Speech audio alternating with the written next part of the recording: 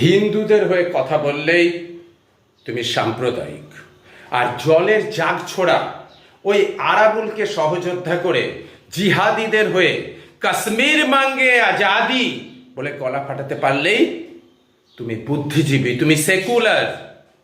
শহীদ মিনারের নিচে দাঁড়িয়ে সুরাবর্তীর মিটিং থেকে গ্রেট ক্যালকাটা কিলিংয়ে নীরব সমর্থন জানাতে পারলেই তুমি মানবিক।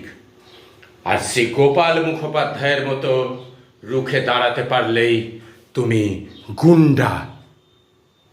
ধর্মতলার মোড়ে দাঁড়িয়ে গরুর মাংস খেতে পারলে তুমি প্রগতিশীল, আর তাতে শুয়োরের মাংস মিশিয়ে খেতে বললেই সংকীর্ণ মনা। তাই